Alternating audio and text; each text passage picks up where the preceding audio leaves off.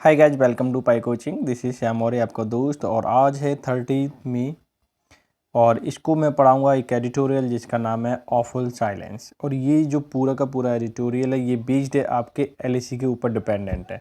ठीक है, तो उस पर लिखा हुआ है उसमें हम कैसे मैनेज करें चाइना के साथ जो स्टैंड ऑफ बढ़ते जा रहा है, तो उसको हम डी एस्केलेट कैसे करें, ये सारे का सारा इसमें लिखा हुआ है। एक्चुअल सिचुएशन, एक्चुअल सिनेरियो वहाँ का क्या है, ये सब कुछ लिखा हुआ है। और वास्तव में ये बहुत ही ज़्यादा इंटरेस्टिंग है क्योंकि यहाँ पे आपको मिलने वाली है तकरीबन 15 से 16 बुकैब, जो कि एग्ज़ाम के पॉइंट ऑफ व्यू से बहुत ही ज़्यादा ज़रूरी है। अगर आप डेली न्यूज़पेपर पढ़ते हैं, डेली आर्टिकल पढ़ते हैं, यानी कि एडिटोरियल पढ़ते हैं, तो आपके लिए बहुत ज़्यादा इंपॉर्टेंट ये वाली बुकैब, क्योंकि ये जो बुकैब होती है ना, हर जगह यूज होती है।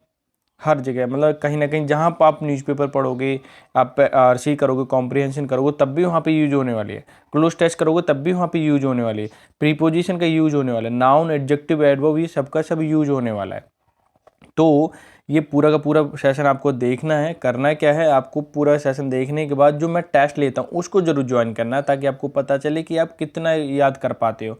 टेस्ट में आपको पता ही है, एरर रहते हैं, सिनोनिम रहते हैं, एंटोनिम रहते हैं, फिलअप रहता है, सारा का सारा जो पेपर का सेक्शन है वो मैं उठा के यहाँ पे रखता हूँ।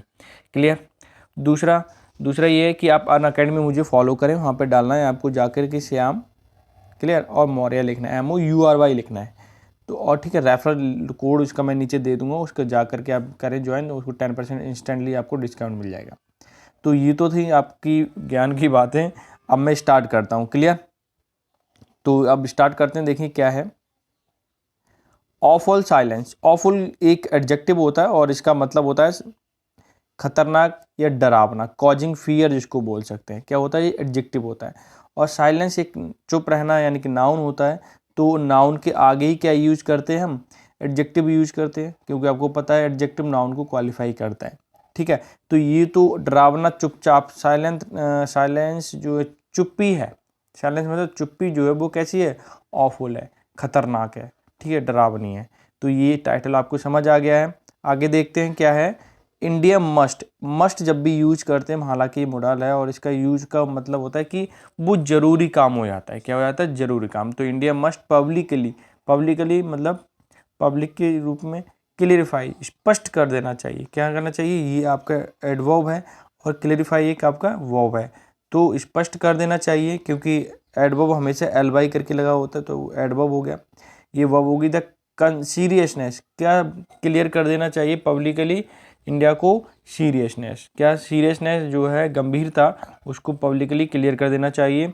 किस चीज़ की सीरियसनेस, ऑफ सिचुएशन, जो सिचुएशन है अभी, ठीक है, स्थिति की जो सीरियसनेस है उसे क्लियर कर दें।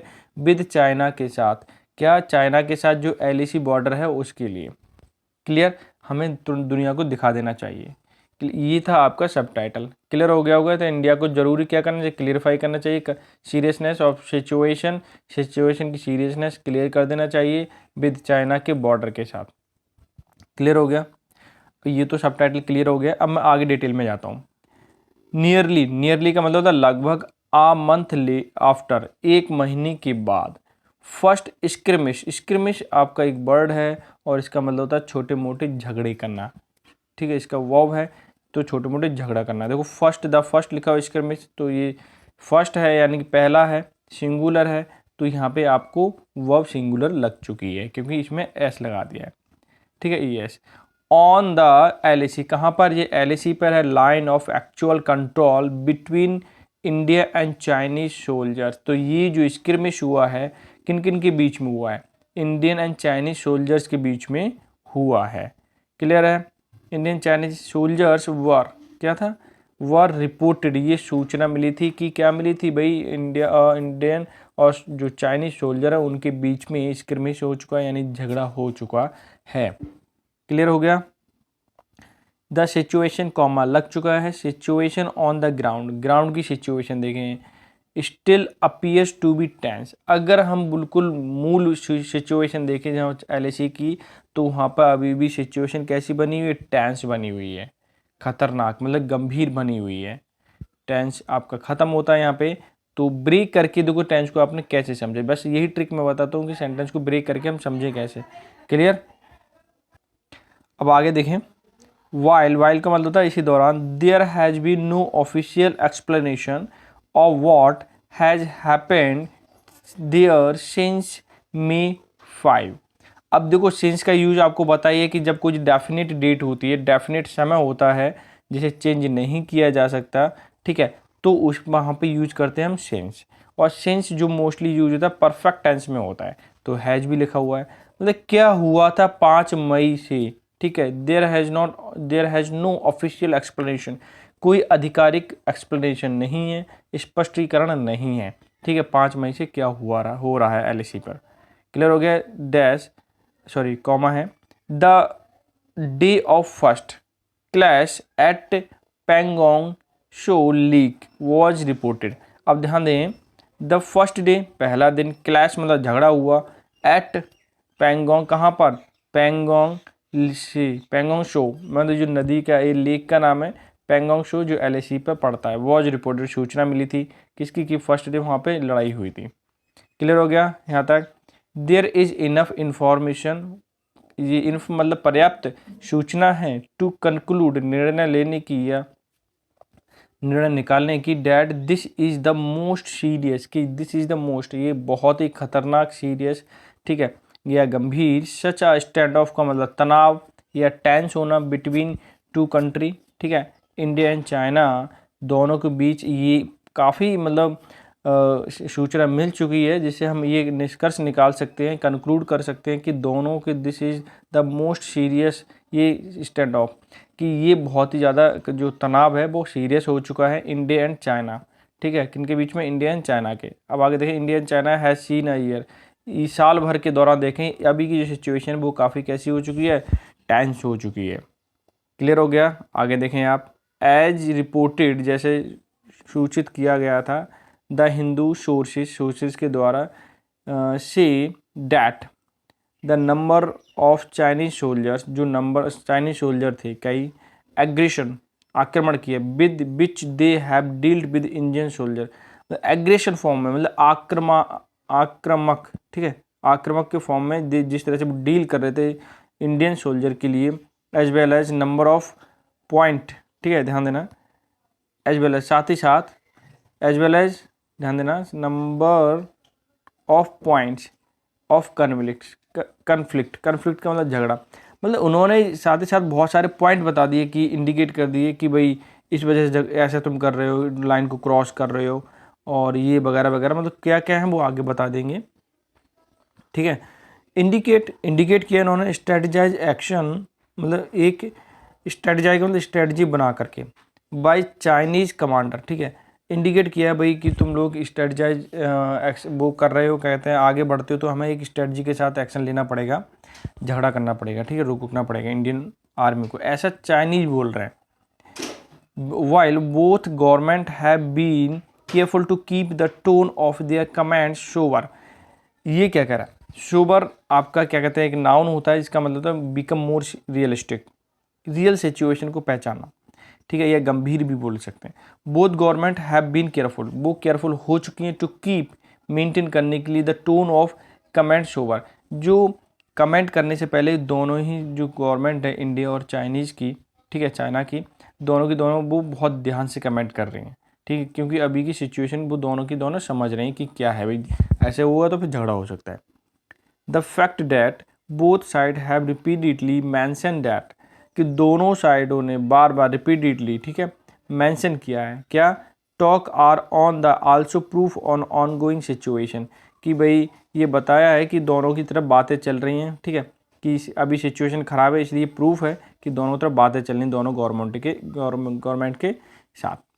आप फुल डी एस्केलेट का मतलब पूर्ण तरह से कम करना, डी एस्केलेट का मतलब तनाव को कम करना, will entail soldiers being able to return the normalcy LAC patrol, कि भाई ये बातचीत चल रही तो आपको पता है कि तनाव को कम करके सोल्जर को, ठीक है, और जो अधिग्रहण है दोनों सरकारों के, वो दोनों देशों का, वो अपने अपने वहाँ पर सोल्जर्स लौट जाएंगे, ठीक है, बातचीत होने के बाद, और सब कुछ नॉर्मल लौट आएगा किस पे, एलएसी पे, और वो पेट्रोलिंग भी करने लगेंगे। समथिंग मिलिट्री ऑफिसर्स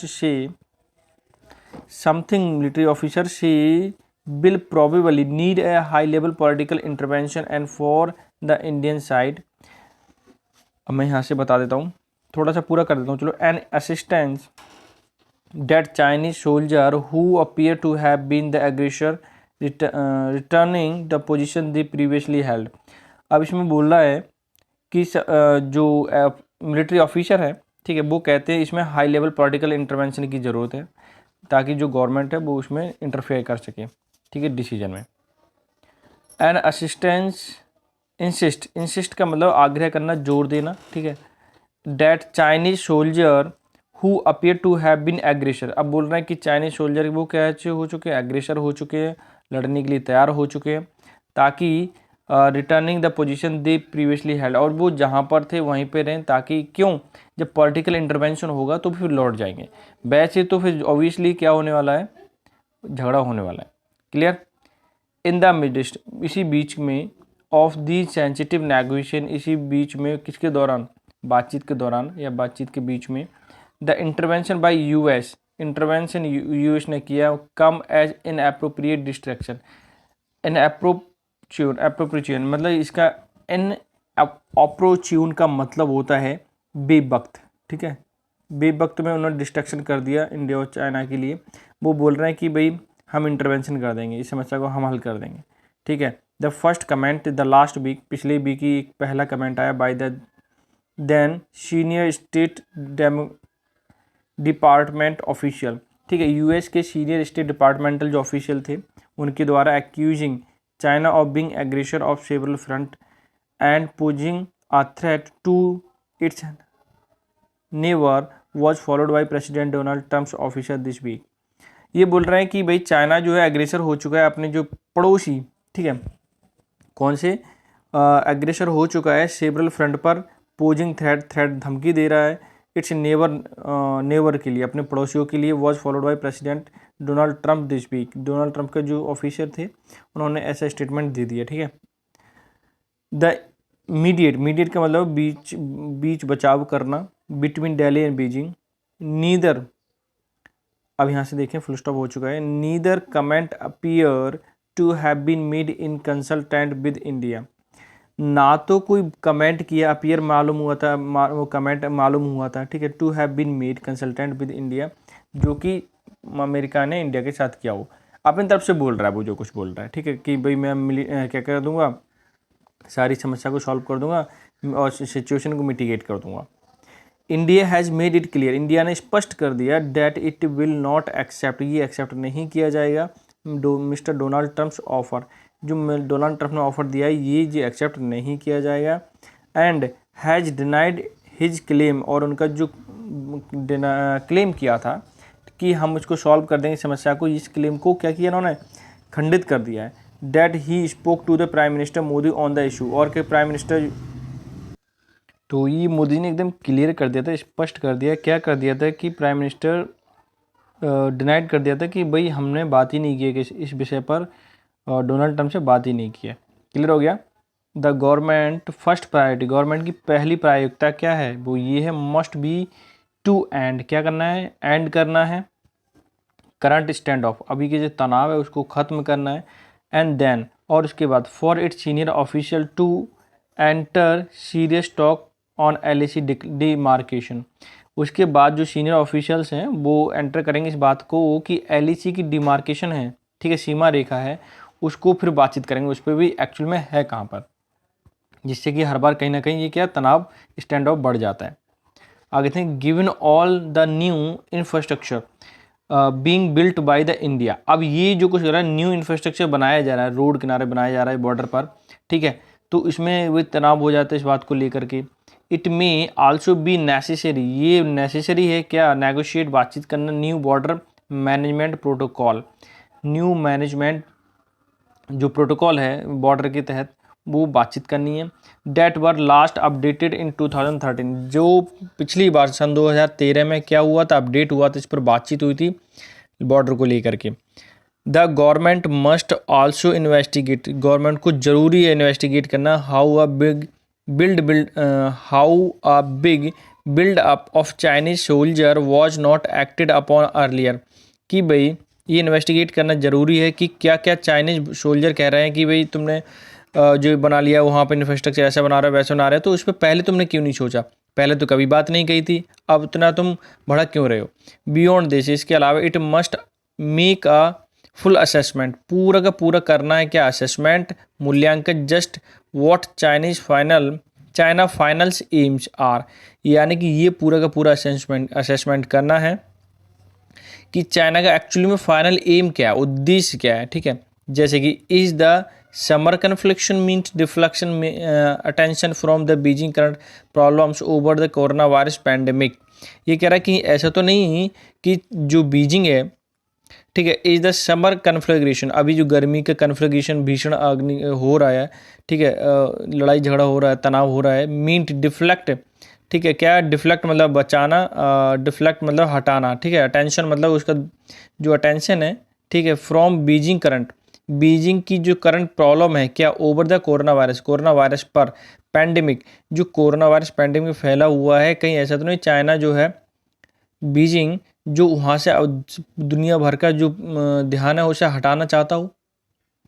दूसरा क्या है, टू डिटर, रोकना India from the infrastructure push for road, ठीक है, इंडिया को रोकना चाहता हूँ कि इंफ्रास्ट्रक्चर ना बनाए, जिससे क्या होगा, bridge connect to northern frontier all the way to the Karakoram Passage.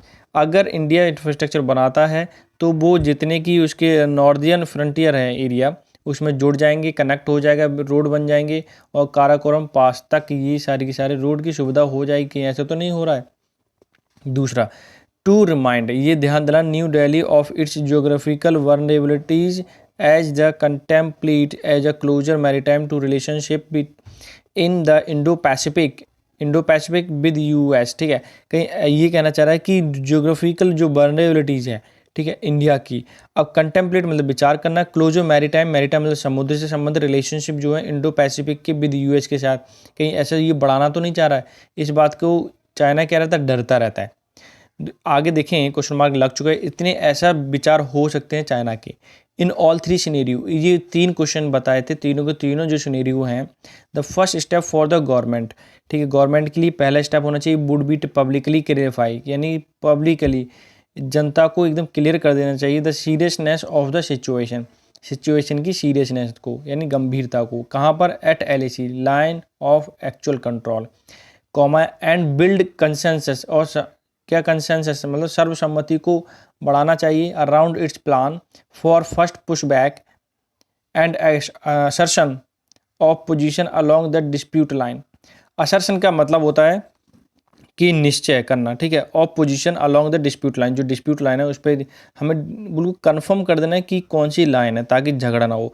और क्या करना है, जो कि सोल्जर अभी ध्यान किस बात पर देना है, कंसेंसस बढ़ाया जाए सब लोगों में, ठीक है, ताकि जो अभी सोल्जर हैं वो पीछे हट जाएं और एक लाइन जो है